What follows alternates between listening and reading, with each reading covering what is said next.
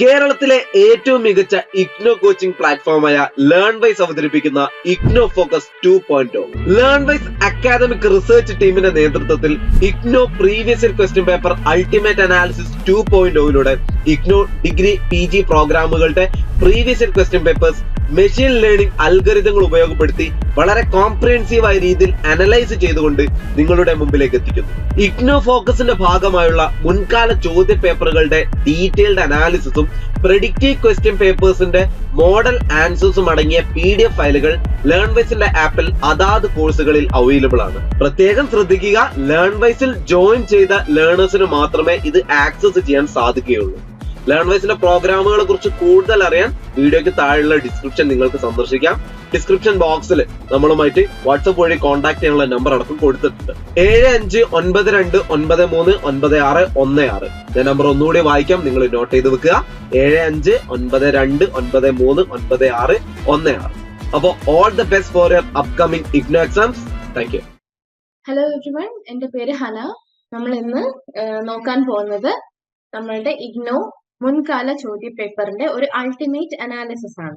നമ്മളുടെ MA psychology എന്ന് പറയുന്ന പ്രോഗ്രാമിലുള്ള MPC 003 അഥവാ personality psychology theories and assessment എന്ന് പറയുന്ന നിങ്ങളുടെ മൂന്നാമത്തെ പേപ്പറിലെ പ്രീവിയസ് ഇയർ ക്വസ്റ്റ്യൻ പേപ്പേഴ്സിന്റെ ഒരു അൾട്ടിമേറ്റ് അനാലിസിസ് ആണ് നമ്മൾ നോക്കാൻ പോകുന്നത്. ഇതിൽ നമ്മൾ ഇമ്പോർട്ടന്റ് ആയിട്ടുള്ള കുറച്ച് ക്വസ്റ്റ്യൻസ് ഏതൊക്കെയാണ്, എന്തൊക്കെ പാറ്റേണിലാണ് നമുക്ക് ക്വസ്റ്റ്യൻസ് വരുന്നത് എന്നുള്ളതൊക്കെ നമ്മളൊരു ജൂൺ 2020 മുതൽ ഡിസംബർ 2023, അതായത് നിങ്ങൾക്ക് ഇപ്പൊ കഴിഞ്ഞ ബാച്ചിലുള്ള കുട്ടികളുടെ ക്വസ്റ്റ്യൻ പേപ്പർ വരെയുള്ള പേപ്പേഴ്സിലുള്ള ഡാറ്റാസ് കളക്ട് ചെയ്തിട്ടാണ് നമ്മൾ ഇങ്ങനെ ഒരു സെഷൻ പ്രിപ്പയർ ചെയ്തിരിക്കുന്നത്.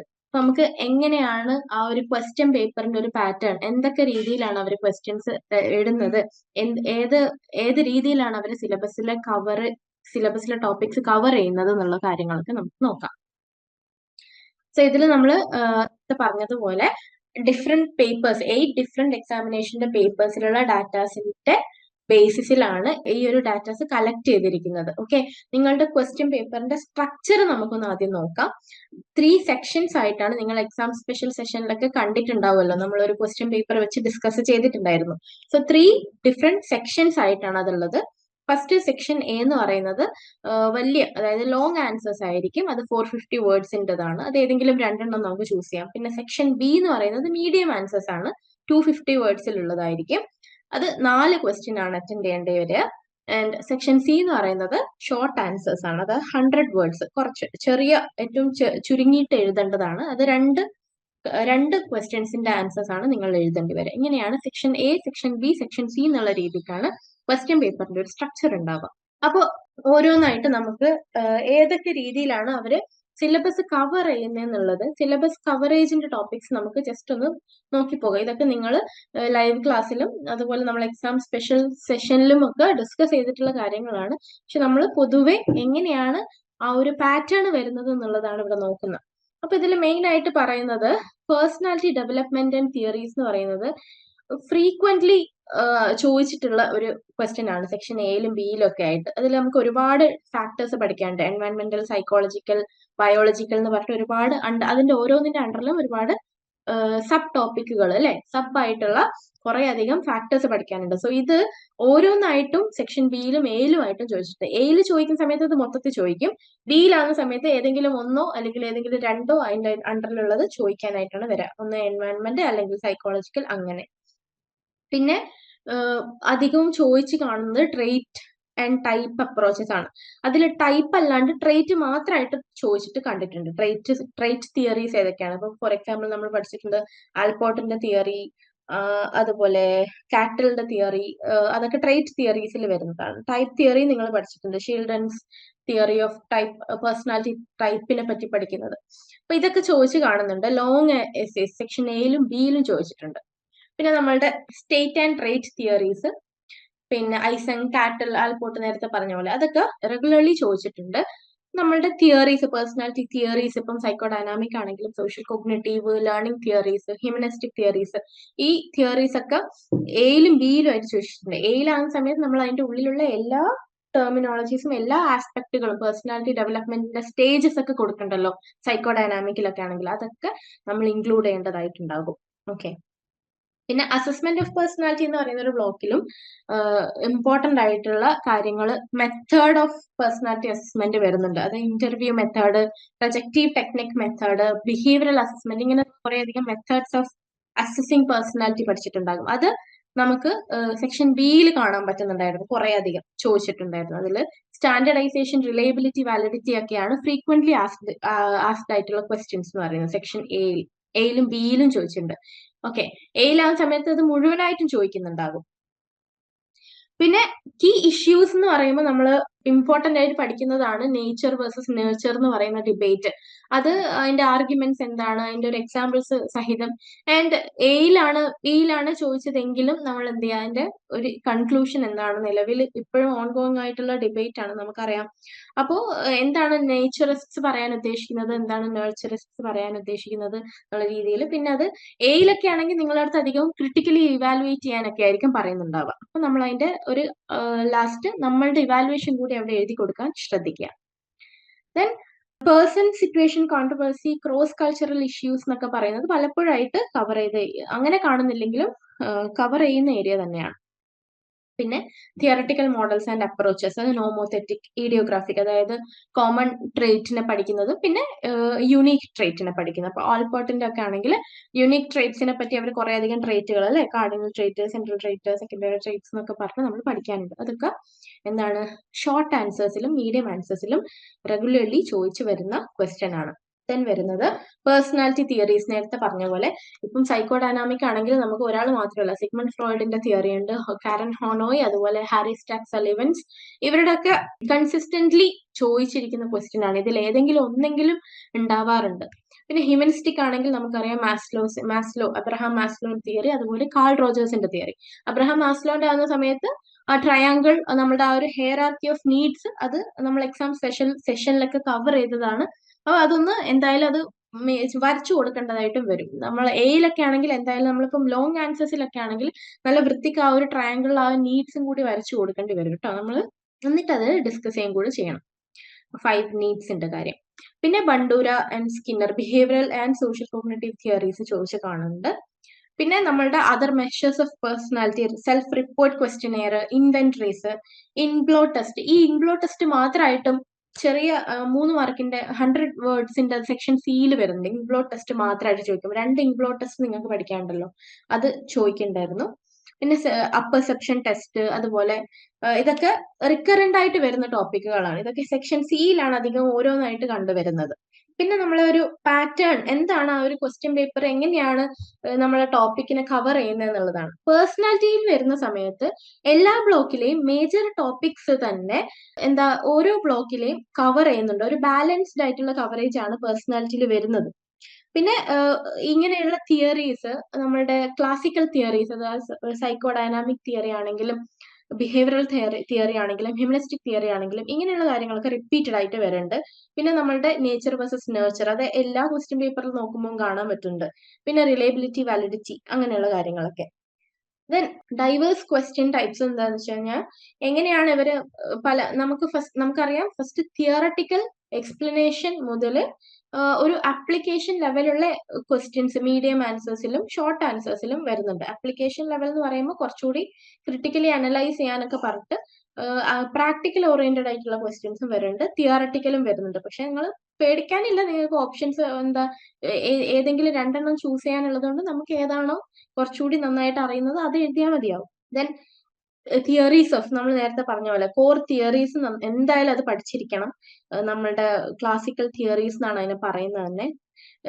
സൈക്കോളജിയുടെ ഒരു ഫൗണ്ടേഷൻ എന്നുള്ളത് നമ്മൾ എന്തായാലും അത് പഠിച്ചിരിക്കണം അല്ലേ. പേഴ്സണാലിറ്റി തിയറീസ്, പിന്നെ മെത്തേഡ്സ് ഓഫ് പേഴ്സണാലിറ്റി അസസ്മെന്റ് നിങ്ങളുടെ 4ാമത്തെ ബ്ലോക്കാണ്. അതിൽ ഉള്ള മെത്തേഡ്സ് ഓഫ് അസസിങ് പേഴ്സണാലിറ്റി നേരത്തെ പറഞ്ഞ കാര്യങ്ങൾ, അതൊക്കെ എന്തായാലും റിപ്പീറ്റഡ് ആയിട്ട് കൺസിസ്റ്റന്റ്ലി കാണുന്ന ക്വസ്റ്റ്യൻസ് ആണ്. അതുപോലെ തന്നെ ട്രേറ്റ് ആൻഡ് ടൈപ്പ് തിയറീസും, പിന്നെ ഗിൽഫോർഡ് ട്രേറ്റ് തിയറി ആണെങ്കിലും call Rogers humanistic theory, Bandura social learning theory, ഇതൊക്കെയും ഫ്രീക്വന്റ്ലി ക്വസ്റ്റ്യൻ ചോദിച്ച് ക്വസ്റ്റ്യൻ ആണ്. അതുകൊണ്ട് തന്നെ അതിനൊക്കെ ഇമ്പോർട്ടൻസ് കൂടുതലായിട്ട് കൊടുക്കുക. ബാക്കിയൊന്നും പഠിക്കണ്ട എന്നല്ല പറയുന്നത്, എല്ലാം പഠിക്കണം. പക്ഷെ ഇങ്ങനെയുള്ള ഈ ഫ്രീക്വന്റ് ആയിട്ട് ചോദിച്ചു കാണുന്ന ഈ ക്വസ്റ്റ്യൻസ് ഒരിക്കലും നമ്മൾ അതിന്റെ ഉള്ളിലുള്ള കാര്യങ്ങളാണെങ്കിൽ തന്നെ സ്കിപ്പ് ചെയ്ത് പോകരുത്. അതായത് എല്ലാ പാർട്ടും നമ്മൾ പഠിച്ചിട്ടുണ്ട് എന്നുള്ളത് ഉറപ്പുവരുത്തണം. ഓക്കെ, ദെൻ നേരത്തെ പറഞ്ഞതുപോലെ തന്നെ ഏതൊക്കെയാണ് കൺസിസ്റ്റന്റ് ആയിട്ട് വരുന്നത് എന്നുള്ളത് നമ്മൾ നേരത്തെ പറഞ്ഞ അതേ ടോപ്പിക്സുകൾ തന്നെയാണ്. പ്രൊജക്റ്റീവ് ടെക്നിക്സ് വരുന്നുണ്ട്, നേച്ചർ വേഴ്സസ് നേച്ചർ വരുന്നുണ്ട്, ഡിബേറ്റ്. ഓക്കെ, അതൊക്കെ എയിലും ബിയിലും കൺസിസ്റ്റന്റ് ആയിട്ട് വരുന്നുണ്ട്. പിന്നെ അസസ്മെന്റ് മെത്തേഡ്സ്, പിന്നെ അത് ലോങ് വേഴ്സസ് ഷോർട്ട് ആൻസേഴ്സിൽ വരുന്ന സമയത്ത് ലോങ് ആൻസേഴ്സിൽ കുറച്ചുകൂടി കോംപ്രിഹെൻസീവ് ആയിട്ടുള്ള ഡിസ്കഷൻസ്, ക്രിട്ടിക്കൽ ഇവാലുവേഷൻസ് നേരത്തെ പറഞ്ഞ പോലെ അങ്ങനെ ക്രിട്ടിക്കലി ഇവാലുവേറ്റ് ചെയ്യാൻ പറയുന്ന സമയത്ത് ഒരിക്കലും നിങ്ങളുടെ ഇവാലുവേഷൻസ് എഴുതാതിരിക്കാൻ മറന്നു പോകരുത്. ലാസ്റ്റില് നമ്മളുടെ ഇവാലുവേഷൻ കൂടി എഴുതണം. ആ ഒരു രണ്ട് തിയറിനെയും ഡിഫറൻഷിയേറ്റ് ചെയ്യാനൊക്കെ ആയിരിക്കും പറയുന്നത്. അപ്പം നമ്മളുടെ രീതിയിലുള്ള ഇവാലുവേഷൻ കൂടി അവിടെ എഴുതണം, മറന്നു പോകരുത്. ക്രിട്ടിക്കലി ഇവാലുവേറ്റ് കണ്ടിട്ടുണ്ടെങ്കിൽ അങ്ങനെ ചെയ്യണം കേട്ടോ. അതുപോലെ ഷോർട്ട് ആൻസേഴ്സിലാണെങ്കിൽ അങ്ങനെയൊന്നും ചെയ്യേണ്ടി വരില്ല. ഷോർട്ട് ആൻസേഴ്സ് എന്ന് പറയുമ്പോൾ അതിന്റെ ഒരു എന്താണ് എക്സ്പ്ലനേഷൻ, എന്താണ് ഡെഫിനിഷൻ, അത് മാത്രം എഴുതിയാൽ മതിയാവും. ആ ഒരു കൺസെപ്റ്റ് എന്താണെന്നുള്ളത് എഴുതിയാൽ മതിയാവും. ഇനി ബ്ലോക്ക് വൈസ് വെയിറ്റേജ് ആണിത്. അപ്പം ഓരോ ഇയറിലും ഓരോ ബ്ലോക്കിൽ എത്രമാത്രം ബ്ലോക്ക് വൈസ് കവർ ചെയ്തിട്ടുണ്ട് എന്നുള്ളതാണ് നമ്മൾ നോക്കുന്നത്. ഈ ഒരു ഗ്രാഫിന്റെ എക്സ്പ്ലനേഷൻ നോക്കുകയാണെങ്കിൽ കൺസിസ്റ്റന്റ് ആയിട്ട് ചോദിച്ചിരിക്കുന്ന കാര്യങ്ങൾ എന്തൊക്കെയാണ്, അതിനെ നമുക്ക് കുറച്ചൊരു കാറ്റഗറി ആക്കാം. അതായത് കൺസിസ്റ്റന്റ് ആയിട്ട് ചോദിച്ചിരിക്കുന്നത് എങ്ങനെയാണ്, അതുപോലെ ഒരു മോഡറേറ്റ് ആയിട്ട് ചോദിച്ചിരിക്കുന്നത് എന്താണ് എന്നുള്ള രീതിയിലൊക്കെ നമുക്ക് നോക്കാം. അതായത് പിന്നെ നമ്മളുടെ സ്റ്റേബിൾ ആയിട്ട് എപ്പോഴും ചോദിക്കുന്ന, കുറച്ചൊരു മാറ്റം വരുത്തിയിട്ട് അങ്ങോട്ടും ഇങ്ങോട്ടും മാറ്റം വരുത്തിയിട്ടൊക്കെ ചോദിക്കുന്ന രീതിയിലുള്ള കാര്യങ്ങൾ എന്തൊക്കെയാണെന്നുള്ളത്. അതുപോലെ ലെസ് ഇമ്പോർട്ടന്റ് എന്ന് പറയുമ്പോൾ അങ്ങനെ ചോദിച്ച് കാണാത്ത ക്വസ്റ്റ്യൻ, നമുക്ക് തീരെ ചോദിക്കൂല എന്ന് പറയാൻ പറ്റില്ല, പക്ഷെ ഇതുവരെ അങ്ങനെ ചോദിച്ച് കാണാത്ത ക്വസ്റ്റ്യൻസും കൂടി നമുക്ക് അതിലുണ്ടാവും. അതുകൊണ്ട് തന്നെ ബ്ലോക്ക് 1 നോക്കുന്ന സമയത്ത് 25 to 30% ഓഫ് ദ ക്വസ്റ്റ്യൻസും ബ്ലോക്ക് 1 നിന്നാണ് വന്നിട്ടുള്ളത്. ഓക്കെ, അതിൽ ഡെഫിനിഷൻസ് കാര്യങ്ങളൊക്കെ ഉള്ളത് കൊണ്ട് തന്നെ ബ്ലോക്ക് 1 ഇമ്പോർട്ടന്റ് ഉണ്ട്, വിട്ട് കളയരുത്. ഈ ഡെഫിനിഷൻസ് അതുപോലെ ഫാക്ടേഴ്സ് അതൊക്കെ എന്തായാലും നമ്മൾ നേരത്തെ പറഞ്ഞ പോലെ ഫ്രീക്വന്റ്ലി ചോദിക്കുന്നതായതുകൊണ്ട് തന്നെ ബ്ലോക്ക് 1 നിന്ന് ക്വസ്റ്റ്യൻ വരുന്നതിന്റെ ആ ഒരു റേഞ്ച് എന്ന് പറയുന്നത് 25 to 30% ആണ്. ബ്ലോക്ക് 2ഉം ബ്ലോക്ക് 3യും ഏകദേശം ഒരുപോലെയാണ് ചോദിച്ചിട്ടുള്ളത്. രണ്ടിൽ നിന്നും ഒരേപോലെയാണ് ചോദിച്ചിട്ടുള്ളത്, കൺസിസ്റ്റന്റ് ആയിട്ട് ഒരേപോലെയാണ് എല്ലാ വർഷവും ചോദിച്ചിട്ടുള്ളത്. ബ്ലോക്ക് 4 ആകുന്ന സമയത്ത് അത് ഇമ്പോർട്ടൻസ് അസസ്മെന്റുകൾ എങ്ങനെയായാലും നമ്മൾ നേരത്തെ പറഞ്ഞ പോലെ പ്രൊജക്റ്റീവ് ടെക്നിക്സ് അങ്ങനെയുള്ള കാര്യങ്ങളൊക്കെ ചോദിക്കുന്നുണ്ട്. അതുകൊണ്ട് തന്നെ അതും കൺസിസ്റ്റന്റ്ലി എല്ലാ വർഷവും ബ്ലോക്ക് 4ന്റെ കാര്യവും അതിൽ ഇമ്പോർട്ടന്റ് ആണ്. അതുകൊണ്ട് തന്നെ നമുക്ക് എല്ലാ ബ്ലോക്കിൽ നിന്നും മേജർ ആയിട്ടുള്ള ഭാഗങ്ങൾ നേരത്തെ പറഞ്ഞ പോലെ അവര് ക്വസ്റ്റ്യനിലേക്ക് ഇൻക്ലൂഡ് ചെയ്യാൻ വേണ്ടി ശ്രമിക്കുന്നുണ്ട്. അതുകൊണ്ട് നമ്മൾ ഒരു ബ്ലോക്കും വിട്ടുകളയാൻ പറ്റുന്ന രീതിയിലുള്ളതല്ല. എല്ലാ ബ്ലോക്കിലെയും മേജർ ആയിട്ടുള്ള ഭാഗങ്ങൾ എന്തായാലും നമ്മൾ പഠിച്ചിരിക്കണം. ഇനി നമ്മൾ യൂണിറ്റ് വൈസ് വെയിറ്റേജ് അനാലിസിസ് നോക്കുകയാണെങ്കിൽ യൂണിറ്റ് 1.1 എന്ന് പറയുന്നത് ഫസ്റ്റ് ബ്ലോക്കിലുള്ള ഫസ്റ്റ് യൂണിറ്റ് ആണ്.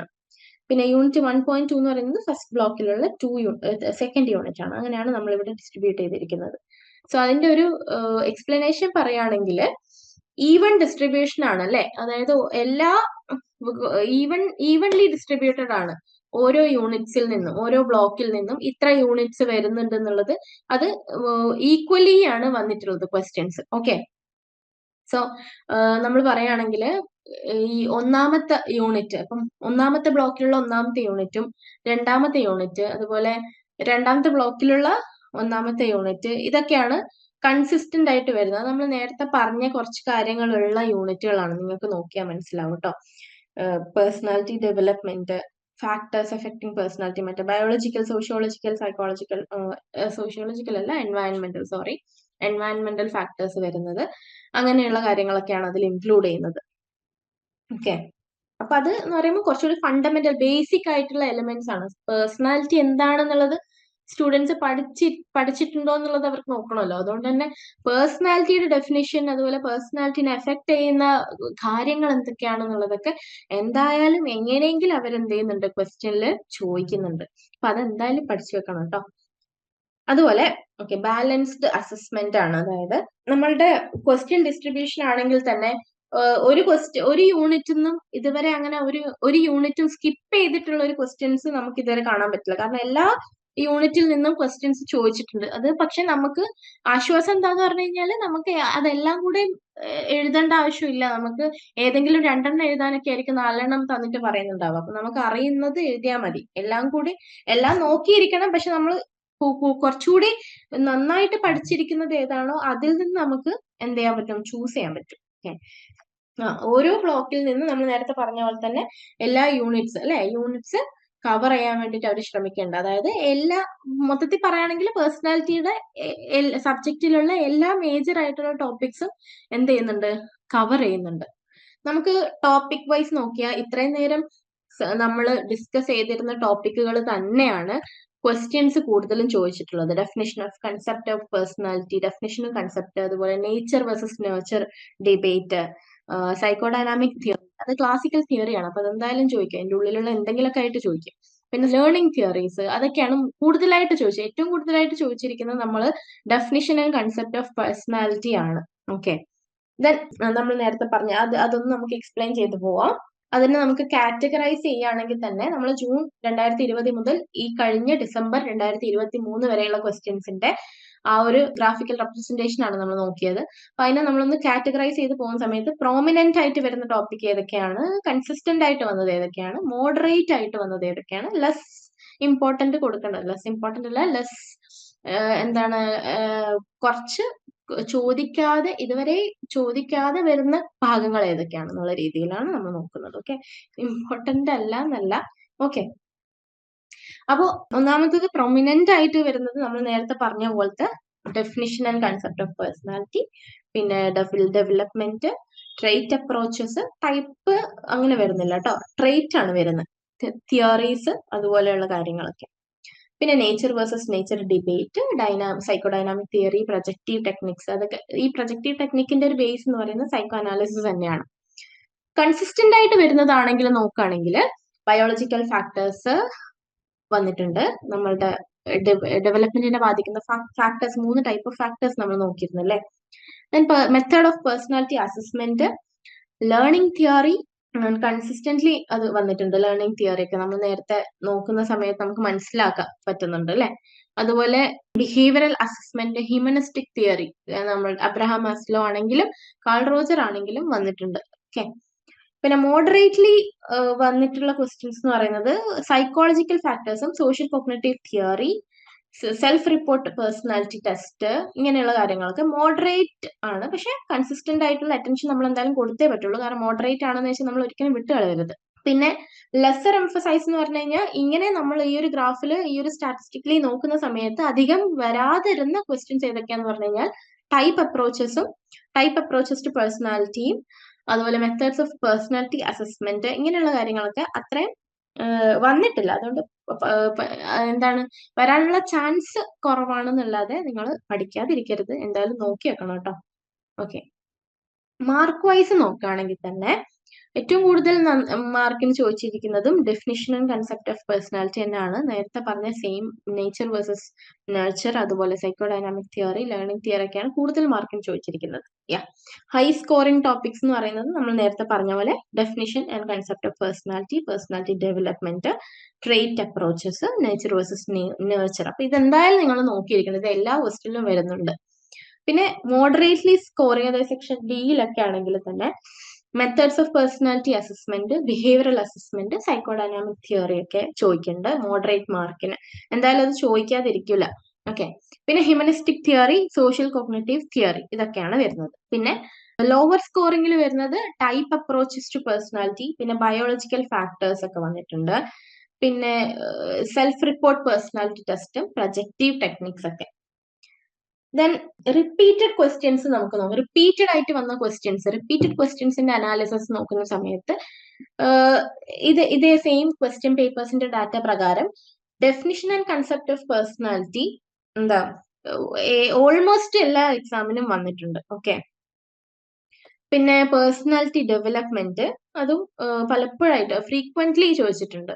ഫാക്ടേഴ്സ് എഫക്റ്റിംഗ് പേഴ്സണാലിറ്റി ഡെവലപ്മെന്റ് ഒക്കെ. പിന്നെ ട്രേറ്റ് അപ്രോച്ചസ്, ഗിൽഫോർഡിന്റെ ആൽപോർട്ടിന്റെ തിയറി, അതുപോലെ കാറ്റലിന്റെ തിയറി ഒക്കെ. മെത്തേഡ്സ് ഓഫ് പേഴ്സണാലിറ്റി അസസ്മെന്റ്, അത് റെഗുലർലി വരുന്ന ഒരു ക്വസ്റ്റ്യൻ തന്നെയാണ്. ഓക്കെ, അതിൽ ഏതെങ്കിലും ഒരു മെത്തേഡൊക്കെ ചോദിക്കും, എന്തായാലും ചോദിക്കും. പിന്നെ ബിഹേവിയറൽ അസസ്മെന്റ് ഒക്കെ ആവുന്ന സമയത്ത് അതും ഇതുപോലെ കൺസിസ്റ്റന്റ് ആയിട്ട് ചോദിച്ചിട്ടുണ്ട്. പിന്നെ നമ്മൾ നേരത്തെ പറയുന്ന നേച്ചർ വേഴ്സസ് നേച്ചർ ഡിബേറ്റ്, അതൊരു പോപ്പുലർ ടോപ്പിക് ആണ് അല്ലെ. അതുകൊണ്ട് തന്നെ അത് അത്രയും സിഗ്നിഫിക്കന്റ് ആയിട്ടുള്ള ഒരു ടോപ്പിക് ആയതുകൊണ്ട് തന്നെ അതും ഏകദേശം എല്ലാ ക്വസ്റ്റ്യനിലും ചോദിച്ച കാണുന്നുണ്ട്. സൈക്കോ ഡൈനാമിക് തിയറി ആയാലും നമ്മുടെ ഒരു സൈക്കോളജിയുടെ ഒരു ഫൗണ്ടേഷൻ എന്നുള്ള രീതിയിൽ വരുന്നതായതുകൊണ്ട് തന്നെ ഏതും ചോദിക്കാം. ഫ്രോയിഡിന്റെ തിയറി മാത്രമല്ല, അതിനെ ബേസ് ചെയ്തിട്ട് വന്നിരിക്കുന്ന സൈക്കോ അനാലിസിസ്, അതായത് കാരൻ ഹോണോയുടെ ആണെങ്കിലും ഹാരി സ്റ്റാക്സ് അലിവന്റേതാണെങ്കിലും ചോദിക്കുന്നുണ്ട്. പിന്നെ ഹ്യൂമനിസ്റ്റിക് തിയറി ആണെങ്കിലും മാസ്ലോ ആൻഡ് റോജേഴ്സ് രണ്ടുപേരുടെയും ഫ്രീക്വന്റ്ലി വന്നിട്ടുള്ളതാണ്. സോഷ്യൽ കോഗ്നിറ്റീവ് തിയറി ആൽബർട്ട് ബണ്ടൂരയുടെ കോൺട്രിബ്യൂഷൻസ് ഒക്കെയാണ് ചോദിക്കുന്നത്. ലേണിംഗ് തിയറി ഇവാൻ പാവ്ലോവിന്റെ ആണെങ്കിലും ഒപ്പാരന്റ് ആൻഡ് ക്ലാസിക്കൽ കണ്ടീഷനിങ് രണ്ടും ചോദിക്കുന്നുണ്ട്, സ്കിന്നറിന്റെതും പാവ്ലോവിന്റെതും. പിന്നെ പ്രൊജക്റ്റീവ് ടെക്നിക്സ് ആണ്. പ്രൊജക്റ്റീവ് ടെക്നിക്സ് എന്ന് പറയുമ്പോൾ നമ്മള് ഇതിൽ വരുന്നതാണ് അല്ലെ, മെത്തേഡ്സ് ഓഫ് അസസിങ്. അതിന്റെ സ്ട്രെങ്ത്തും വീക്ക്നെസ് ഒക്കെ അതുപോലെ ചോദിക്കുന്നുണ്ട്, ടെക്സ്റ്റിൽ അതുപോലെ തന്നെ ഉണ്ടല്ലോ, അത് അങ്ങനെ തന്നെ ചോദിക്കുന്നുണ്ട്. പിന്നെ പാറ്റേൺസ് ഓഫ് ഒക്കറൻസ് പറയുമ്പോൾ നന്നായിട്ട് എപ്പോഴും ആ ഒരു പാറ്റേൺ എന്താണെന്നുള്ള രീതിയിൽ നോക്കുന്നതാണെങ്കിൽ ഹൈ ഫ്രീക്വൻസിയിൽ വന്നത് definition and concept of personality ആണ്, എല്ലാ എക്സാമിലും വന്നിട്ടുണ്ട് അല്ലെ. പിന്നെ പേഴ്സണാലിറ്റി ഡെവലപ്മെന്റ്, പിന്നെ ട്രേറ്റ് അപ്രോച്ചസ് അല്ലെങ്കിൽ ട്രേറ്റ് തിയറീസ് എന്ന് പറയാം. പിന്നെ നേച്ചർ വേഴ്സസ് നേച്ചർ ഡിബേറ്റ്, അതൊക്കെ. പിന്നെ മോഡറേറ്റ് ഫ്രീക്വൻസിയിൽ വരുന്നത് മെത്തേഡ് ഓഫ് പേഴ്സണാലിറ്റി അസസ്മെന്റ് അല്ലെ, അത്. പിന്നെ psycho dynamic theory, humanistic theory, learning theory, ഇതൊക്കെ. ലോവർ ഫ്രീക്വൻസിയിൽ വന്നിരിക്കുന്നത് ബിഹേവിയറൽ അസസ്മെന്റ് ആണ്, പിന്നെ പ്രൊജക്റ്റീവ് ടെക്നിക്സ് ഒക്കെ. പിന്നെ അതിന്റെ ഉള്ളിലുള്ള അതിന്റെ ഉള്ളിലുള്ള ചില പ്രൊജക്റ്റീവ് ടെക്നിക്സിന്റെ ഉള്ളിലുള്ള കാര്യങ്ങളൊക്കെ ഇപ്പൊ റോഷാർക്ക് ഇംപ്ലോട്ട് ടെസ്റ്റ് ഒക്കെ ഇങ്ങനെ 3 മാർക്കിനൊക്കെ ചോദിക്കുന്ന കാണാം എന്നല്ലാണ്ട് അത് ലോവർ ഫ്രീക്വൻസി ആണെന്നാണ്. അപ്പോൾ നമുക്ക് ഈ ഒരു ഇത്രയും നേരം ഡിസ്കസ് ചെയ്തതിൽ വെച്ചിട്ട് ആ ഒരു ബേസിൽ വെച്ചിട്ട് എന്തൊക്കെയായിരിക്കും നമുക്ക് നെക്സ്റ്റ് എക്സാമിനേക്ക് വരുന്നുണ്ടാവുക എന്നുള്ളൊരു പ്രഡിക്ഷൻ നടത്തുകയാണെങ്കിൽ ഇതൊക്കെയാണ് നമ്മൾക്ക് പ്രഡിക്റ്റ് ചെയ്യാൻ പറ്റുന്നത് അല്ലെ, ബേസ്ഡ് ഓൺ ദിസ്.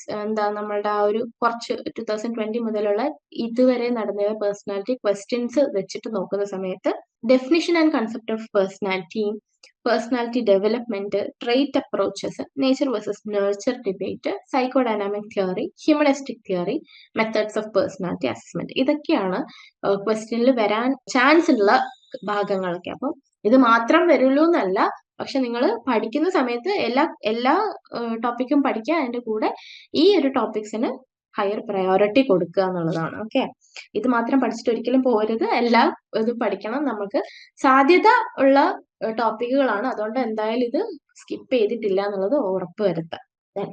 ഇപ്പൊ നമ്മൾ നേരത്തെ പറഞ്ഞ കാര്യങ്ങൾ തന്നെ അതിനൊന്ന് എക്സ്പ്ലെയിൻ ചെയ്ത് പോകും. മോസ്റ്റ് ലൈക്ലി ടോപ്പിക്സ് എന്ന് പറയുന്നത് അല്ലെ, definition and concept of personality, അത് എല്ലാ എക്സാമിനും വരുന്നത് കൊണ്ട് തന്നെ ഒരു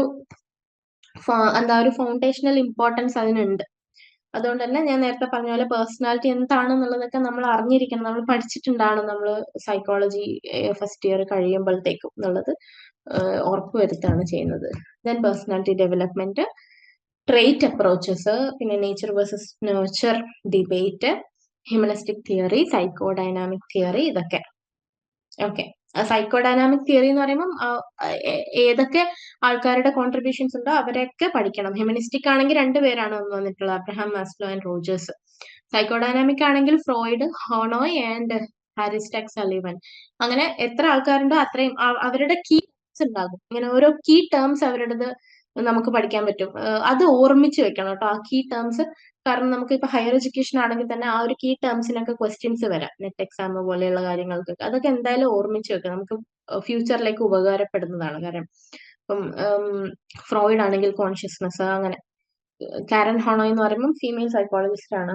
ഫ്രോയിഡിന്റെ കുറെ കാര്യങ്ങൾ, കോൺട്രവേഴ്സി ആയിട്ടുള്ള കാര്യങ്ങൾക്ക് അവര് ഇങ്ങനെ ഓപ്പോസിറ്റ് ആയിട്ടുള്ള കാര്യങ്ങൾ ഡെവലപ്പ് ചെയ്ത് കൊണ്ടുവന്നിട്ടുണ്ട്. അതുപോലെ ക്രിട്ടിക്കലി ഇവാലുവേറ്റ് ചെയ്യുന്ന സമയത്ത് ഇങ്ങനെയുള്ള കാര്യങ്ങളൊക്കെ നമ്മളുടെ അടുത്തുനിന്ന് എഴുതി കൊടുക്കേണ്ടതായിട്ടുണ്ടാവും. പിന്നെ മെത്തേഡ്സ് ഓഫ് പേഴ്സണാലിറ്റി അസസ്മെന്റ് ആണ് അല്ലെ, കോമൺലി ചോദിക്കുന്ന question. Projective techniques, inkblot test, perception test, അതൊക്കെ. സോഷ്യൽ കോഗ്നിറ്റീവ് തിയറി, ബണ്ടൂരയുടെ കോൺട്രിബ്യൂഷൻസ് ആൻഡ് എക്സ്പെരിമെന്റ് ഒക്കെ, അതൊക്കെ. ലേണിംഗ് തിയറി ആണെങ്കിൽ രണ്ട് മെയിൻ തിയറീസ് ആണുള്ളത് അല്ലെ, ക്ലാസിക്കൽ കണ്ടീഷനിങ്ങും അപ്പാരന്റ് കണ്ടീഷനിങ്ങും രണ്ടും ചോദിക്കുന്നുണ്ട്. സോ പിന്നെ ഉള്ളത് പ്രൊജക്റ്റീവ് ടെക്നിക്സ്. അതിന്റെ മെത്തേഡുകളൊക്കെ, അതിന്റെ സ്ട്രെങ്ത്തും വീക്ക്നെസ് ഒക്കെ നമ്മൾ നേരത്തെ പറഞ്ഞതുപോലെ. അപ്പൊ ഇതിന്റെ ഒരു റെഫറൻസ് കൊടുക്കുകയാണെങ്കിൽ തന്നെ ഡെഫിനിഷൻ കൺസെപ്റ്റ് ഓഫ് പേഴ്സണാലിറ്റി നിങ്ങൾക്ക് ബ്ലോക്ക് 1 യൂണിറ്റ് 1 പേഴ്സണാലിറ്റി ഡെവലപ്മെന്റ് ആണെങ്കിൽ ബ്ലോക്ക് 1 യൂണിറ്റ് 1 തന്നെ. നമ്മൾ നേരത്തെ പറഞ്ഞ യൂണിറ്റ് 1.1 മെയിൻ ഇമ്പോർട്ടന്റ് ആണെന്ന് നേരത്തെ ഡിസ്കസ് ചെയ്തായിരുന്നല്ലോ. സോ ട്രേറ്റ് അപ്രോച്ചസ് ആണെങ്കിൽ, ട്രേറ്റ് തിയറീസ് ആണെങ്കിൽ ബ്ലോക്ക് 1 യൂണിറ്റ് 2 ഓക്കെ. അതിന്റെ ഇപ്പം ആൽപോർട്ടിൻ്റെതൊക്കെ ആണെങ്കിൽ ഫങ്ഷണൽ ഓട്ടോണോമി എന്നൊക്കെ പറയുന്ന ടേം വളരെ ഇമ്പോർട്ടന്റ് ആണ്. ഫങ്ഷണൽ ഓട്ടോണോമി എന്താണെന്നുള്ള രീതിയിലൊക്കെ നോക്കുക. നേച്ചർ വേഴ്സസ് നേച്ചർ ആണെങ്കിലും അത് ബ്ലോക്ക് 1 യൂണിറ്റ് 4 കേട്ടോ. സൈക്കോഡൈനാമിക് തിയറി ആണെങ്കിൽ നമുക്ക് ബ്ലോക്ക് 2 വരുന്നത്, അത് യൂണിറ്റ് 1 അതിന്റെ കൂടെ തന്നെ നമ്മളെ കാരൻ ഹോണോയുടെ തിയറി അതൊക്കെ ഇമ്പോർട്ടന്റ് ആണ്, വരുന്ന ക്വസ്റ്റ്യൻസ് ആണ്.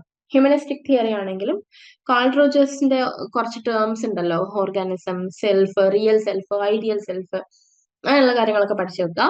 ആൻഡ് മാസ്ലോന്റെ ആണെങ്കിൽ ആ ഹൈറാർക്കി ഓഫ് നീഡ്സ്, ആ ഒരു ട്രയാങ്കിളിന്റെ ഉള്ളിൽ വരുന്ന അതും പഠിച്ചു വെക്കാം. ബേസിക് 5 നീഡ്സ് അല്ലെ, ബേസിക് നീഡ്സ് തൊട്ട് സെൽഫ് ആക്ച്വലൈസേഷൻ വരെയുള്ള നീഡ്സ്. ഓക്കെ. സോ അത് വരുന്നത് block 2 unit 4 then methods of personality assessment നമ്മൾ പറഞ്ഞിരുന്നു, ബ്ലോക്ക് 4 യൂണിറ്റ് 1 വരുന്നത്. സോഷ്യൽ കോഗ്നിറ്റീവ് തിയറി ആണെങ്കിൽ ബണ്ടൂരയുടെ സെൽഫ് സിസ്റ്റം, ഈ സെൽഫ് ഒബ്സർവേഷൻ, സെൽഫ് ജഡ്ജ്മെന്റ്, അങ്ങനെ കുറെ സെൽഫ് എഫിക്കസി ഒക്കെയാണ് അതിൽ ഇമ്പോർട്ടന്റ് ആയിട്ട് വരുന്നത്. അതൊക്കെ നോക്കുക. അതൊക്കെ ബ്ലോക്ക് 2 യൂണിറ്റ് 2 വരുന്നത് കേട്ടോ. പിന്നെ ലേണിംഗ് തിയറി. ഈ ലേണിംഗ് തിയറി എന്ന് പറയുന്നത് നമ്മളുടെ ബ്ലോക്ക് 2 യൂണിറ്റ് 3 വരുന്നത്. ലേണിംഗ് തിയറീസ് 2 തിയറീസ് നോക്കുക. പാവ്ലോവിന്റെ ആണെങ്കിൽ ക്ലാസിക്കൽ കണ്ടീഷനിങ്, അതിന്റെ ആ ഒരു ഫ്ലോ ചാർട്ട് ഒക്കെ ഉണ്ടാവും അല്ലെ. നമ്മൾ അൺകണ്ടീഷൻഡ് സ്റ്റിമുലസ്, അൺകണ്ടീഷൻഡ് റെസ്പോൺസ്, പിന്നെ കണ്ടീഷൻഡ് സ്റ്റിമുലസ്, കണ്ടീഷൻഡ് റെസ്പോൺസ്, അത് ഏതൊക്കെയാണ് അതിന്റെ എക്സാമ്പിൾസ് ഒക്കെ നോക്കി വെക്കുക. ആൻഡ് ക്ലാസിക്കൽ കണ്ടീഷനിങ്, അത് പാരന്റ് കണ്ടീഷനിങ്ങിൽ വരുന്നത് റീഎൻഫോഴ്സ്മെന്റ്, പണിഷ്മെന്റ് ഉള്ള കാര്യങ്ങളൊക്കെ നോക്കി വെക്കുക. ദെൻ പ്രൊജക്റ്റീവ് ടെക്നിക്സിൽ വരുന്നത് റോഷാർക്ക് ഇംഗ്ലോ ടെസ്റ്റ് ആണ് അധികം ചോദിച്ചിട്ട് കാണുന്നത്. ബ്ലോക്ക് 4 യൂണിറ്റ് 2 വരുന്നത് കേട്ടോ. സോ നിങ്ങൾക്ക് ഈ ഒരു സെഷൻ വെച്ചിട്ട് എങ്ങനെയാണ് നമ്മൾ ആ ഒരു പാറ്റേൺ മനസ്സിലായിട്ടുണ്ടാവണം. അതുപോലെ തന്നെ ഏതൊക്കെ ക്വസ്റ്റ്യൻസ് ആണ് വളരെ ഇമ്പോർട്ടന്റ് ആയിട്ട് നമ്മൾ ഒരിക്കലും സ്കിപ്പ് ചെയ്യാതെ പഠിക്കേണ്ടത് എന്നുള്ളതും മനസ്സിലായിട്ടുണ്ടാകണം. ഓക്കെ.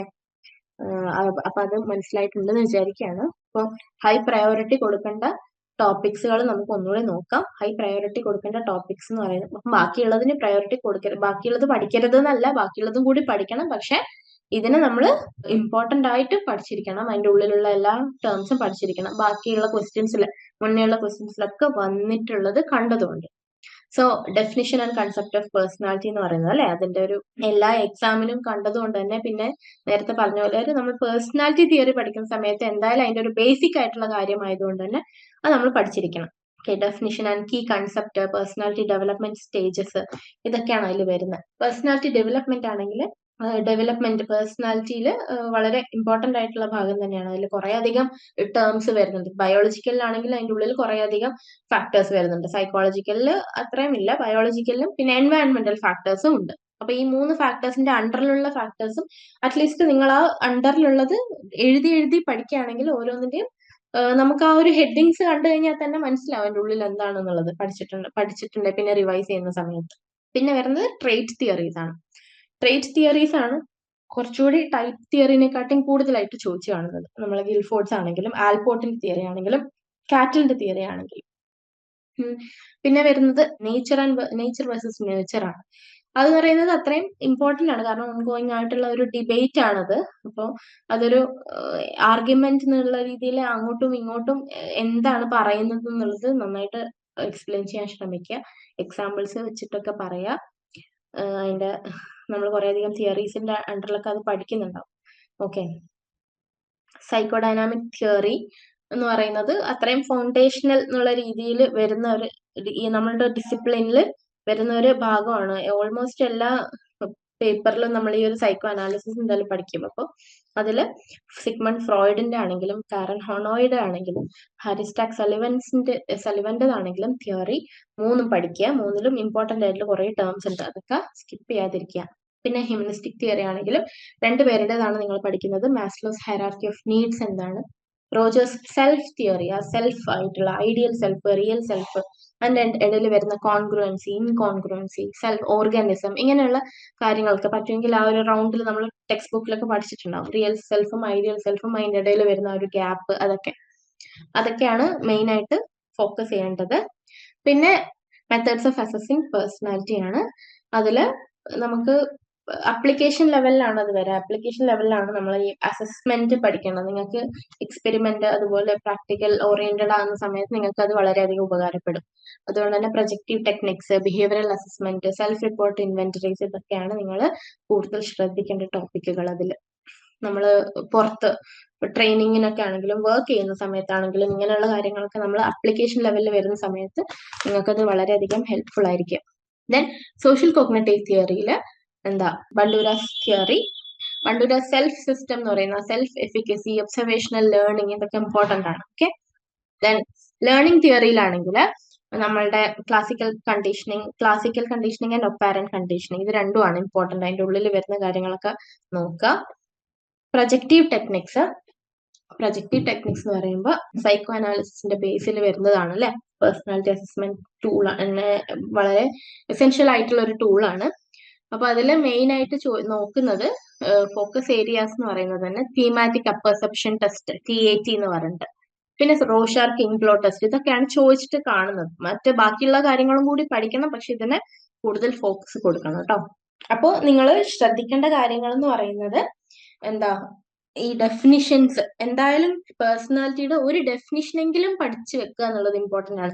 കുറെ അധികം ഡെഫിനിഷൻസ് നമുക്ക് കാണാൻ പറ്റും. നിങ്ങൾ ലൈവ് ക്ലാസ്സിലാണെങ്കിലും റെക്കോർഡ് ക്ലാസ്സിലാണെങ്കിലും വാൻ നോട്ട്സ് ഒക്കെ വായിക്കുന്ന സമയത്ത് ഡിഫറെന്റ് ഡെഫിനിഷൻസ് നമുക്ക് അറിയാൻ പറ്റും. പക്ഷെ ഏതെങ്കിലും ഒരു ഡെഫിനിഷൻ, എല്ലാ ഡെഫിനിഷനും ഒന്നും പഠിക്കണ്ട, ഏതെങ്കിലും ഒരു ഡെഫിനിഷൻ മാത്രം പഠിച്ചാൽ മതി. പറ്റുമെങ്കിൽ അതിന്റെ ഓതർ ആരാണ് അത് കൊണ്ടുവന്നിട്ടുള്ളത് കൂടി പഠിക്കാം.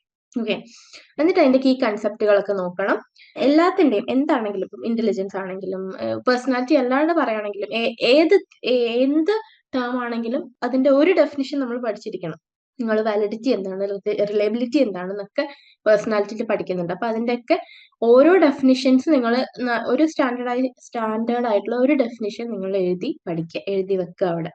ദെൻ നമ്മളിപ്പോ പറഞ്ഞ കാര്യങ്ങളൊക്കെ ഇപ്പൊ ഡിസ്കസ് ചെയ്തിട്ടുള്ള കുറച്ച് ഏരിയാസ് ഉണ്ടല്ലോ, അതൊക്കെ ഒന്ന് പ്രയോറിറ്റൈസ് ചെയ്യുക. ബാക്കിയുള്ളത് പഠിക്കരുത് എന്നല്ല, അതിന് കുറച്ചുകൂടി ഇമ്പോർട്ടൻസ് കൊടുക്കുക. ഈ പറഞ്ഞ കുറച്ച് ഏരിയാസ് ഇത് റിക്കറന്റ് ആയിട്ട് വന്നിട്ടുള്ളതായതുകൊണ്ട് മുൻകാല ക്വസ്റ്റ്യൻ പേപ്പേഴ്സ് ഒക്കെ നോക്കുക. അപ്പൊ നമുക്കൊരു ഏകദേശം ഐഡിയ വരും. ആ പാറ്റേൺ നമ്മളൊന്ന് ഫെമിലിയർ ആക്കുക. ഓക്കെ. ഓരോന്നിനും ഷോർട്ട് സമ്മറീസ് പോലെയൊക്കെ എഴുതി വെക്കുക. അപ്പം വലിയ തിയറീസ് ഒക്കെ ആണെങ്കിൽ അറ്റ്ലീസ്റ്റ് സൈക്കോ ഡൈനാമിക് തിയറി എന്ന് പറഞ്ഞിട്ട് അതിൻ്റെ ഉള്ളിൽ സിഗ്മണ്ട് ഫ്രോയിഡ്, അങ്ങനെ 3 പേരുണ്ട്. ഓരോരുത്തർക്കും എങ്ങനെയാ നമ്മൾ ഈ ചെറിയ കുഞ്ഞു നോട്ട് ഉണ്ടാവില്ലേ, നോട്ട് മേക്കിംഗ് എന്നൊക്കെ പറഞ്ഞ് പണ്ട് നമ്മൾ പഠിച്ചിട്ടുണ്ടാവും. സൈക്കോ ഡൈനാമിക് തിയറി കഴിഞ്ഞിട്ട് സിഗ്മണ്ട് ഫ്രോയിഡ്, അതിന്റെ നേരെ ഏറുമാർക്ക് ഇട്ടിട്ട് അവർ പറഞ്ഞ കാര്യങ്ങളൊക്കെ എന്തൊക്കെയാണോ അത് മാത്രം, അങ്ങനെ കുറച്ച് ചെറിയ കുഞ്ഞു സമ്മറി പോലെ ആക്കി വെക്കാം. അതുപോലെ നമ്മൾ ഓർമ്മിച്ച് വെക്കാൻ വേണ്ടിയിട്ട് നെമോണിക്സ്, അതുപോലെ ഡയഗ്രാംസ്, ഞാൻ സ്റ്റുഡൻസിന്റെ അടുത്ത് പറഞ്ഞു കൊടുക്കുന്ന കാര്യങ്ങളാണ്. ഇതുപോലെ നമ്മൾ സ്റ്റഡി ടേബിളിന്റെ മുമ്പിൽ നല്ല വൃത്തിക്കുള്ള ചിത്രം പോലെ അല്ലെങ്കിൽ ഡയഗ്രാം ഫ്ലോ ചാർട്ട് പോലെ വെച്ചിട്ട് സ്കെച്ച് പെൻ കൊണ്ടൊക്കെ നല്ല വൃത്തിക്ക് വരച്ചിട്ട് മുന്നിൽ ഇങ്ങനെ പേസ്റ്റ് ചെയ്ത് വെച്ച് കഴിഞ്ഞാൽ എപ്പോഴും നമുക്കിങ്ങനെ കാണുന്ന സമയത്ത് അത് ബോധപൂർവം അല്ലാണ്ടേയും നമ്മളെ തലയിലേക്ക് കയറിക്കോളും. അങ്ങനെയുള്ള കാര്യങ്ങളൊക്കെ പരീക്ഷിച്ച് നോക്കാം കേട്ടോ. അതുപോലെ നിങ്ങൾ അധികം ആൾക്കാരും ജോലി ചെയ്യുന്ന ആൾക്കാരൊക്കെ ആയിരിക്കും, ടൈപ്പിംഗ് ഉള്ള ആൾക്കാരായിരിക്കും. അത് ഇപ്പൊ എഴുതൽ വളരെയധികം കുറഞ്ഞിരിക്കുന്ന ഒരു സമയമാണ്. നമ്മൾ ഈവൻ ആരായാലും എഴുതാനുള്ള ഒരു സിറ്റുവേഷൻ ഒന്നും ആർക്കും ഉണ്ടാവുന്നില്ല. അതുകൊണ്ട് തന്നെ എഴുതുക എന്ന് പറയുന്നത് കുറച്ച് ആൾക്കാർക്കെങ്കിലും ഒരു ടാസ്ക് ആയിരിക്കും. അതുകൊണ്ട് നമ്മൾ എഴുതി ശീലിക്കുക എന്ന് തന്നെയാണ്. വായിച്ച് പോവുക, ഇപ്പോഴും വായിക്കുക മാത്രം ചെയ്യാണ്ട് കുറച്ച് കാര്യങ്ങൾ നമ്മൾ കുറച്ച് ഡീറ്റെയിൽ ആയിട്ട് സമയം ഉണ്ടാകുന്ന സമയത്ത് എഴുതി നോക്കുക. വെറുതെ അറിയുന്ന തിയറി ആണെങ്കിലും വെറുതെ എഴുതി നോക്കുക. ഓക്കെ. ഒരു റൈറ്റിംഗ് പ്രാക്ടീസ് ചെയ്യാന്നുള്ളത് ഒരു ടിപ്പാണ്. അത് നിങ്ങൾ എന്തായാലും ചെയ്ത് നോക്കണം. കാരണം പിന്നെ ഫസ്റ്റ് എക്സാമിന്റെ സമയത്ത് നമ്മളെ കയ്യിൽ നിന്ന് പോകരുത്. ഗ്രൂപ്പ് സ്റ്റഡി ചെയ്യാൻ പറ്റുമെങ്കിലായിരിക്കും, ചെയ്യാൻ പറ്റുന്നില്ല കമ്പൈൻ സ്റ്റഡി അല്ലെങ്കിൽ എന്തെങ്കിലും നമുക്ക് ഇന്ന് ഇത്ര ചെയ്യാൻ പറ്റും അങ്ങനെയുള്ള ആൾക്കാരൊക്കെ ഉണ്ടെങ്കിൽ അതുപോലെ ചെയ്യാൻ ശ്രമിക്കുക. അങ്ങനെ അത് ഭയങ്കര എഫക്റ്റീവ് ആയിട്ടുള്ളത്. ചിലർക്കെങ്കിലും കുറച്ച് എഫക്റ്റീവ് ആയിട്ടുള്ള മെത്തേഡ് ആയിരിക്കും അല്ലെ. നമുക്ക് ഇന്ന് ഈ പോർഷൻസ് കവർ ചെയ്യാം, ഇന്ന് ഇത്രയും കവർ ചെയ്യാം എന്നുള്ള രീതിയിൽ അങ്ങനെ ഒരു ടാസ്ക് വെച്ചിട്ട് പഠിക്കുക എന്നുള്ളത് ചിലർക്ക് അത്ര അത് ഉണ്ടാവില്ലായിരിക്കും. അത് ഓരോരുത്തരുടെ ഇത് വെച്ചിട്ട് നോക്കിയാൽ മതി. ഓരോരുത്തരുടെ ഇഷ്ടം, ഓരോരുത്തരുടെ ടൈം എന്താണോ അത് വെച്ച് പഠിക്കാം. ടൈം അതുപോലെ വെറുതെ എന്താ ഓരോ ടൈമും വളരെ ഇമ്പോർട്ടന്റ് ആണ് അല്ലേ? അതുകൊണ്ട് തന്നെ ഇതുപോലെ നമുക്ക് സമയം ഇല്ല എന്നുള്ള സ്ഥിതിയിലാണെങ്കിൽ ഇതുപോലെ നല്ലോണം ഇമ്പോർട്ടൻസ് കൊടുക്കേണ്ട ഏരിയ നന്നായിട്ട് നോക്കാൻ വേണ്ടിയിട്ട് ശ്രമിക്കുക. ടൈം ഇല്ല എന്നുള്ള സ്ഥിതിയിലുള്ള സമയമാണെങ്കിൽ. കുറച്ച് സമയമേ ഉള്ളൂ, കുറെ അധികം പഠിക്കാനുണ്ടെന്നുണ്ടെങ്കിൽ ഇതുപോലെ ഇമ്പോർട്ടന്റ് ആയിട്ടുള്ള മേജർ ടോപ്പിക്സ്, ഇത് മുന്നേ വന്നിട്ടുള്ള റിക്കറന്റ് ആയിട്ടുള്ള ടോപ്പിക്സ് മാത്രം നമുക്ക് നോക്കാം. അത് നോക്കാം സമയമില്ല എന്നാണെങ്കിൽ. സോ ഇതില് ഒരു ക്വസ്റ്റ്യൻ പേപ്പർ നമുക്കൊന്ന് ജസ്റ്റ് നോക്കാം. പ്രഡിക്റ്റീവ് ക്വസ്റ്റ്യൻ പേപ്പർ, നമ്മളൊരു ക്വസ്റ്റ്യൻ പേപ്പർ നോക്കുകയാണ് പ്രഡിക്റ്റീവ് ആയിട്ട്. അതായത് ഇത്രയും നേരം ഡിസ്കസ് ചെയ്തതിൽ വെച്ചിട്ട് നമ്മളൊരു ക്വസ്റ്റ്യൻ പേപ്പർ ഉണ്ടാക്കിയിട്ട് നമ്മളൊന്ന് നോക്കുകയാണ്. ഓക്കെ, 2 hours ആണ് നമ്മുടെ എക്സാം. 50 മാർക്സിലാണ് വരുന്നത്. അതിന്റെ മുമ്പിൽ വരുന്ന കുറച്ച് ഇൻസ്ട്രക്ഷൻസ് ആണ്, ഇതൊക്കെ വായിക്കാം. ഓൾ സെക്ഷൻസ് ആണ് കമ്പൽസറി കേട്ടോ, ഓൾ ക്വസ്റ്റ്യൻസ് അല്ല. അപ്പോൾ സെക്ഷൻസിൽ എത്രയാണ് ക്വസ്റ്റ്യൻ അത്രയും അവർ എഴുതണം അല്ലെ. 2 ക്വസ്റ്റ്യൻസ് ആണ് സെക്ഷൻ എയിൽ വരുന്നത്. നോക്കിയേ, define personality, discuss the concept of personality development, focusing on biological psychological factors. അപ്പോൾ ബയോളജിക്കൽ ആൻഡ് സൈക്കോളജിക്കൽ ഫാക്ടേഴ്സിനാണ് ഫോക്കസ് ചെയ്തിരിക്കുന്നത്. കൺസെപ്റ്റ് ഓഫ് പേഴ്സണാലിറ്റി ചോദിക്കുന്ന സമയത്ത് ആദ്യം ഡെഫിനിഷൻ എഴുതുക, അറിയുമെങ്കിൽ അതിന്റെ ഓതറിന്റെ പേര് എഴുതുക, എന്നിട്ട് അതിന്റെ കൺസെപ്റ്റ് എന്താണ്, ഡെവലപ്മെന്റ് എഴുതുക, എന്നിട്ട് നമ്മൾ ഓരോ ഫാക്ടേഴ്സ് എഴുതുക. ആദ്യം ഒരു ഇൻട്രൊഡക്ടറി പാരഗ്രാഫ് ഉണ്ടായിരിക്കണം, ഇൻട്രൊഡക്ഷൻ പാരഗ്രാഫ്, ഇന്നതൊക്കെയാണ് ഡിസ്കസ് ചെയ്യുന്നത്. then ഒരു കൺക്ലൂഷൻ പാരഗ്രാഫും കൂടെ അതിൽ ആഡ് ചെയ്യുക. അങ്ങനെ നല്ല ഒരു കാണാൻ തന്നെ നല്ലൊരു വെൽ പ്രസന്റഡ് ആയിട്ടുള്ള ഒരു എസ്സേ ആയിരിക്കണം അത്. അതാണ് നമ്മുടെ ഒന്നാമത്തെ ക്വസ്റ്റ്യൻ വരുന്നത്. രണ്ടാമത്തെ നോക്കിയാൽ critically evaluate call Rogers theory of personality അല്ലെ. അപ്പൊ ക്രിട്ടിക്കലി ഇവാലുവേറ്റ് കണ്ടോ, അപ്പൊ നമ്മൾ എന്ത് ചെയ്യണം, ക്രിട്ടിക്കലി ഇവാലുവേറ്റ് ചെയ്യണം. കാൾ റോജേഴ്സിന്റെ ബാക്ക്ഗ്രൗണ്ട് അറിയെങ്കിൽ അതും കൂടി നമ്മൾ എഴുതി വെക്കുക. അത് നല്ലൊരു, നിങ്ങൾക്ക് സമയം കിട്ടുമ്പോൾ വായിക്കേണ്ട ഒരു സ്റ്റോറിയാണ്. കാൾ റോജേഴ്സ് എങ്ങനെയാണ് സൈക്കോളജിസ്റ്റ് അല്ലെ സൈക്കോളജി എന്ന് പറയുന്ന ഫീൽഡിൽ എത്തിയത്. വളരെ ഡിഫറെന്റ് ആയിട്ടുള്ള ഒരു ബാക്ക്ഗ്രൗണ്ടിൽ നിന്ന് വന്ന ആളാണ്. സമയം കിട്ടുമ്പോൾ അതൊക്കെ വായിക്കും. ഇപ്പൊ പരീക്ഷന്റെ ചൂടിൽ നിൽക്കുന്ന സമയത്ത് വായിക്കാൻ പോകരുത്. എന്തായാലും കാൾ റോജറിന്റെ അങ്ങനെയുള്ള അറിയുന്നതാണെങ്കിൽ അങ്ങനെയുള്ള കാര്യങ്ങളൊക്കെ എഴുതുക. എന്നിട്ട് എന്താണ് അവര് ഫോക്കസ് ചെയ്യുന്നത്, എന്ത് അപ്രോച്ചാണ് അവർ യൂസ് ചെയ്യുന്നത് എന്നുള്ളത് പേഴ്സണാലിറ്റി ഡെവലപ്മെന്റിൽ അത് എഴുതി കൊടുക്കുക. അതിന്റെ ടേംസ് ഒക്കെ കൃത്യമായിട്ട് എഴുതുക. ഓരോ ടേംസും, സെൽഫ്, ഓർഗാനിസം എന്നുള്ള അതൊക്കെ എന്താണ് കാൾ റോജേഴ്സ് ഈ ഒരു ടേംസ് കൊണ്ട് ഉദ്ദേശിക്കുന്നത്. ഓക്കെ, അതൊക്കെ നോക്കുക. അപ്പൊ അവര് പറയേണ്ടത് മാസ്ലോന്റെ ഹ്യൂമനിസ്റ്റിക് അപ്രോച്ചിൽ നിന്നും എങ്ങനെയാണ് ഇത് ഡിഫറൻഷിയേറ്റ് ചെയ്യുന്നത്. അതുകൊണ്ട് തന്നെ നമുക്ക് ഡിഫറൻഷിയേറ്റ് ചെയ്യാനുണ്ട് അല്ലെ, അതൊക്കെ ഒരുപാട് എഴുതാനുണ്ടാവും. എന്തായാലും 2 തിയറീസിനെ ഡിഫറൻഷിയേറ്റ് ചെയ്യാനാണ് പറയുന്നത്, ക്രിട്ടിക്കലി ഇവാലുവേറ്റ് ചെയ്യാനാണ് പറയുന്നത്. അപ്പൊ നമ്മളുടേതായിട്ടുള്ള സൈഡിൽ നിന്നുള്ള ഒരു കോൺട്രിബ്യൂഷനും കൂടി വേണം. ടെക്സ്റ്റ് ബുക്കിലുള്ളതല്ലാണ്ട് നമ്മൾ രണ്ടും കൂടി ഡിഫറൻഷിയേറ്റ്, ഇവർ ഇതിങ്ങനെയൊക്കെയാണ് പറയുന്നതെങ്കിൽ ഈ ഹ്യൂമനിസ്റ്റിക് തിയറിയിൽ മാസ്ലോയുടെ തിയറി കുറച്ചുകൂടി ഡിഫറെന്റ് ആണ് എന്നുള്ള രീതിയിൽ ആ ഒരു നീഡ്സ് ഒക്കെ വെച്ചിട്ട് പറയാം. Okay, nature versus nature debate അല്ലെ, കോണ്ടെക്സ്റ്റ് ഓഫ് പേഴ്സണാലിറ്റി ഡെവലപ്മെന്റിന്റെ കോണ്ടെക്സ്റ്റിൽ അതിൽ എക്സാമ്പിൾസ് നമ്മൾ എന്താണോ നമ്മളുടെ ആ ഒരു ആർഗ്യുമെന്റ്സിന്റെ എക്സാമ്പിൾസ്, നമ്മൾ ഓരോന്നിന്റെയും എക്സാമ്പിൾ സഹിതം അല്ലെ, ഇതൊരു ആർഗ്യുമെന്റ് രീതിയിലുള്ളതാണെന്നുള്ള രീതിയിൽ എഴുതുക. എന്താണ് നേച്ചറിസ്റ്റ് പറയാൻ ഉദ്ദേശിക്കുന്നത്, എന്താണ് നേച്ചറിസ്റ്റ് അവകാശപ്പെടുന്നത് എന്നുള്ള രീതിയിൽ അതിന്റെ വിത്ത് എക്സാമ്പിൾസ് സഹിതം എഴുതുക.